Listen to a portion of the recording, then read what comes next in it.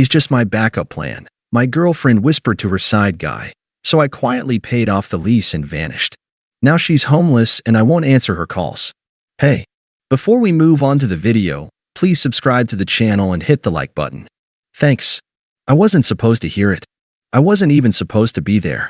I'd left my phone at home charging that morning, something I never do, and realized it halfway to work. I doubled back during my lunch break, not wanting to risk a day without it. I had no idea I'd be walking into the moment that would burn itself into my memory forever. I opened the door as quietly as I always did. Our apartment was silent except for some murmured voices coming from the living room. I paused when I realized one of them was Emma, my girlfriend of 3 years. The other voice I didn't recognize at first. It was a man. Low, cocky, amused. "Are you sure about this?" he said. And then Emma, the woman I had helped through 2 job losses, who I stayed up with through her panic attacks, who I supported when her dad got sick, gave a soft little laugh. "Oh, come on. You think I'm stupid?" she said, almost mockingly. "Of course I'm with him for now. He's my backup plan in case you don't work out." I froze. I didn't breathe. I didn't move. I just stood there in the narrow hallway like a statue while my ears rang. Her voice drifted on, breezy and dismissive. "He's sweet, stable, boring, but loyal. And he worships me, so, safety net." The guy laughed again, deeper this time. He said something about liking the way she thinks, and I heard the sound of lips kissing. I didn't wait to hear more. I backed out the door so silently I surprised myself. Then I stood outside, on the sidewalk, in the heat of a dying afternoon, just staring at nothing. She called me a backup plan. Not even a person, a fallback. A just in case. I didn't cry. I didn't storm back in. I didn't confront her or scream or rage or fall apart. Emma and I had been together 3 years. Moved in together about a year ago. At the time, it made perfect sense. I was earning enough to cover most of the rent while she worked part-time at a boutique and tried to get back on her feet. She'd always been a little intense. The kind of woman who lit up a room but could also burn it down with one glance. It was part of what drew me in at first. That fire, that energy. She used to call me her calm in the storm. I liked that. I thought it meant we balanced each other out. The last 6 months had been rough, though. She was more distant. Her phone never left her hand. She started dressing up to go run errands. Her patience with me got thinner. The sex stopped. I assumed it was stress, or that maybe she was dealing with something she wasn't ready to talk about. I gave her space. I checked in. I brought her coffee in the mornings. Made dinner at night. Took care of the things she forgot. Every time I asked what was wrong, she'd just say, "I'm tired," or worse, "You're overthinking again." And maybe I was. Maybe I had been too blind. Maybe I didn't want to believe she was pulling away from me. But hearing her say it so casually, so cruelly, that I was a backup plan, didn't just hurt. It redefined everything. All those nights we'd spent talking about our future? All those times I held her while she cried over something stupid on Netflix? Meaningless. She never saw me as her person. Just a placeholder until someone more exciting came along. I sat in my car for 20 minutes after leaving the apartment that day, staring at the dashboard. My hands were trembling, but not from sadness. From clarity. She didn't deserve confrontation. She didn't deserve closure. What she deserved was to be left exactly the way she treated me, as an afterthought. That's when I made the decision. No screaming. No fight. I would walk out just as quietly as I walked in, and I would take everything she counted on with me. I didn't go back to the apartment that night. I stayed with my buddy Leo, crashed on his couch, told him something vague about Emma and me needing space. I didn't want to talk about it yet.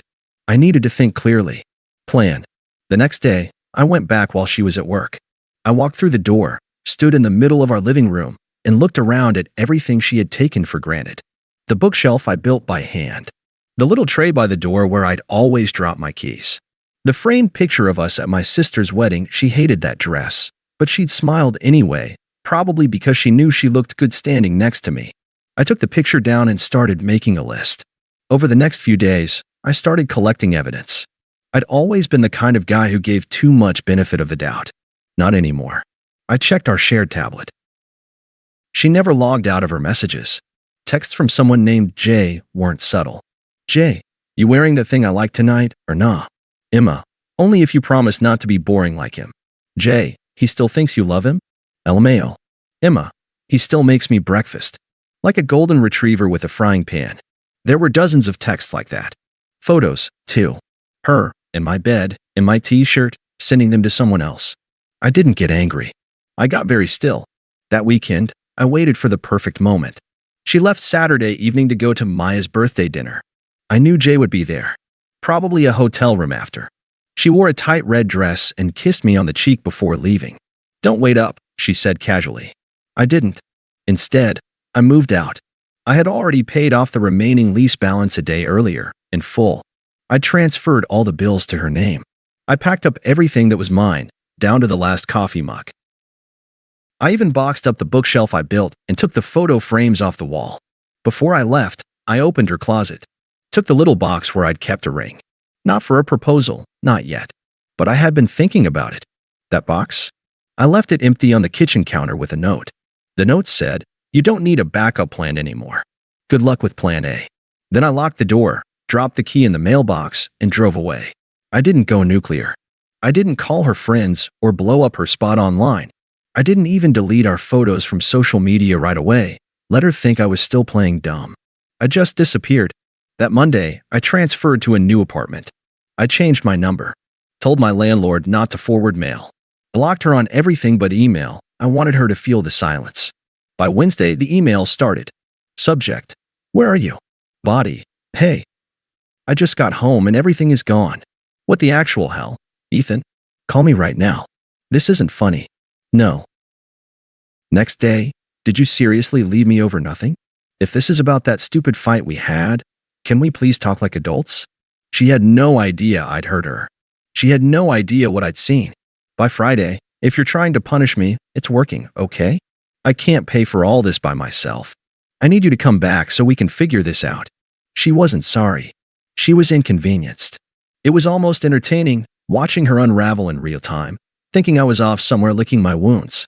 But I wasn't broken. I was done. I got a call from a mutual friend the next week. Said Emma was going through it. Apparently, the guy, Jay, kicked her out 2 days after she tried to move in. Turns out he wasn't interested in playing house. "She's crashing on Maya's couch now," my friend said. "You good?" "Better than ever," I said. I meant it. It took about 3 weeks for the facade to collapse. I didn't go looking for updates. They found me. Maya, Emma's closest friend, or maybe ex-friend now, messaged me out of nowhere on Instagram. "Maya, I know it's not my place, but you didn't deserve any of that. I thought you should know she's not okay." I didn't reply, but I read everything she sent. Apparently, after I left, Emma had gone straight to Jay's place expecting a welcome party. What she got was a half-empty apartment, a pissed-off roommate, and a reality check. Jay hadn't told her he was already seeing someone else. 2 other women, in fact. One of them had shown up the night she tried to stay over. Big fight, screaming, crying. Jay kicked her out the next day. Maya said Emma had called her sobbing in the rain outside a 7-Eleven. "She really thought she could just replace you," Maya wrote. "She's couch surfing now. No money. No plan. She won't admit it, but she messed up bad." A few days later, Emma found a way around the blocks. Burner number. I recognized her voice before she said a word. "Ethan," she said softly. "Please don't hang up." I didn't say anything. "I know I messed up," she started. "I know I hurt you. But can you just let me explain?" Silence. I was scared. Okay? I didn't mean any of it. I was confused. I didn't know what I wanted. But I do now. I want you. I always did. She paused, like she was waiting for me to jump in. I didn't. "I'm sorry," she whispered. "I was stupid. I took you for granted. But we can fix this. We can, Ethan. I'll go to therapy. I'll do whatever it takes. Just please talk to me." I hung up. That's when the text started. "Emma, please don't give up on us. You were always the best thing in my life. I was broken. You were trying to save someone who didn't want to be saved. But I want to now. I swear I do." Each one read like a script written for a woman she thought I still was. The one who would rush to her side, forgive everything, and scoop her up off the floor. But I wasn't that guy anymore. She made sure of that. She showed up a week later. I was walking up the stairs to my new apartment when I saw her sitting on the steps, arms wrapped around her knees, hoodie pulled low. Her eyes were red. She looked exhausted. She stood up when she saw me, a little too fast, like she thought I'd run to her. I didn't move. "Hey," she said, voice small. I didn't know what else to do. I stared at her, silent. I just needed to see you. Face to face. Still nothing. She stepped forward slowly. Ethan. I messed everything up. I thought I wanted something different. I thought I needed excitement, or whatever. But I was wrong. I didn't realize how much I needed you until you were gone. I blinked. She kept going. I've been so stupid and selfish. I thought I could do better than you, but now I see there is no better. You're the only person who's ever really loved me. She touched my arm.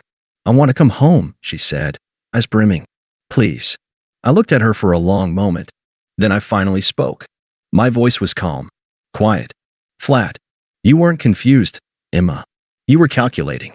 And I wasn't your backup plan. I'm your consequence. She blinked. Her mouth opened, but no words came. I stepped around her, unlocked my door, and walked inside. I didn't slam it. I didn't look back.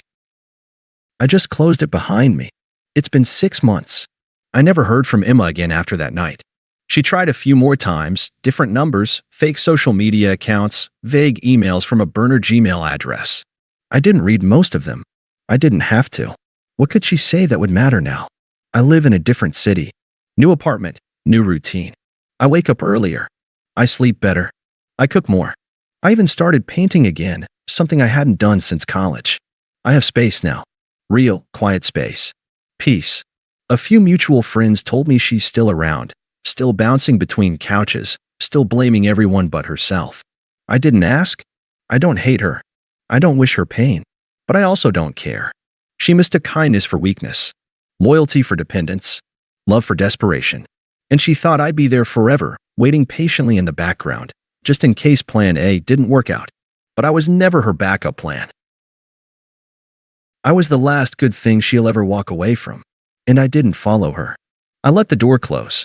And I never looked back. Thanks for watching. Make sure to subscribe to the channel and hit the like button.